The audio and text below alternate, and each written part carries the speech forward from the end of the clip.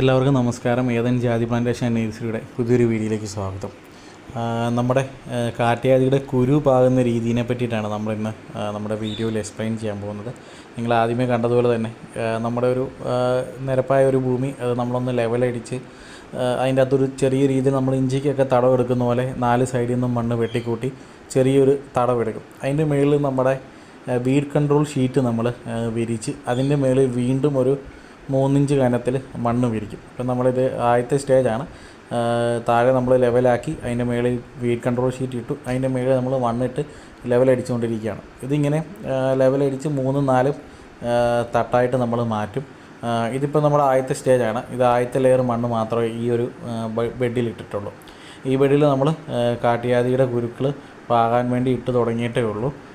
ഈ ബെഡ് ഫുള്ളായി കഴിയുമ്പോൾ അതിൻ്റെ മുകളിലോട്ടും കൂടെ മണ്ണ് ഫില്ല് ചെയ്യും. ഇതിപ്പോൾ നമ്മുടെ കംപ്ലീറ്റ് ആയ ഒരു ബെഡാണ്.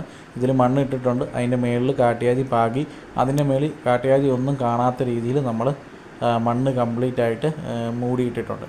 ഇനി നമ്മൾ ഇതാണ് നമ്മുടെ ഒരു പ്രാഥമിക ഘട്ടം. ഇത് കഴിഞ്ഞിട്ട് ഇതിൻ്റെ മുകളിൽ നമ്മൾ ഷീറ്റിട്ട് മൂടുകയാണ് ചെയ്യുന്നത്. അപ്പം അതിൻ്റെ ആവി എടുത്ത് തന്നെ ഈ വിത്തുകളെല്ലാം മുളച്ച് തുടങ്ങും. അതായതൊരു 10-20 ദിവസത്തിനുള്ളിൽ തന്നെ വിത്തുകളെല്ലാം മുളയ്ക്കും.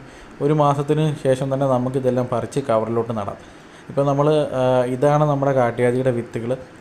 ഇതിൻ്റെ അകത്ത് തന്നെ നമ്മൾ ആദ്യമേ തന്നെ തരം തിരിച്ചെടുക്കും. കാരണം ഇതിൻ്റെ അകത്ത് ഓൾറെഡി മുളച്ച വിത്തുകൾ കാണും, മുളയ്ക്കാത്ത വിത്തുകളും കാണും. അപ്പോൾ മുളച്ച വിത്തുകൾ നമ്മൾ ഡയറക്റ്റായിട്ട് കവറിലോട്ട് പാകും. മുളയ്ക്കാത്ത വിത്തുകൾ നമ്മൾ മുമ്പേ കണ്ട വീഡിയോയിൽ കണ്ടതുപോലെ ആ ബെഡിൽ പാകിയാണ് നമ്മൾ കിളിപ്പിക്കുന്നത്. നേഴ്സറിക്കാരെല്ലാം ഇങ്ങനെയാണ് ചെയ്യുന്നത്.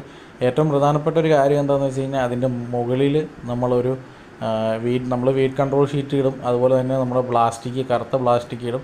അപ്പോൾ അതിൻ്റെലും അങ്ങനെ ഇട്ട് കഴിഞ്ഞ് കഴിഞ്ഞാൽ തന്നെ ആവി എടുത്ത് തന്നെ അത് പൊട്ടി കിളുക്കുന്ന രീതിയാണ്. അപ്പോൾ ഓരോ വിത്ത് പാകുന്നതിന് ഓരോ രീതികളാണ്. ഇതിപ്പോൾ നമ്മുടെ കാട്ട്യാദിയും ജാതിക്കുരുവൊക്കെ പാകുന്നത് ഈ രീതിയിലാണ്. ഇങ്ങനെ പാകി കഴിഞ്ഞാൽ കൂടുതൽ പിടുത്തം കിട്ടും. ഏകദേശം ഒരു 90% കായ്കളും പൊട്ടി തന്നെ നമുക്ക് കിട്ടും. അപ്പോൾ ഇതുപോലെ മുളച്ച വിത്തുകൾ നമ്മൾ ഡയറക്റ്റ് കൂടയ്ക്കകത്ത് തന്നെ, അതായത് നേഴ്സറി കവറിൻ്റെ അകത്ത് തന്നെ പാകും.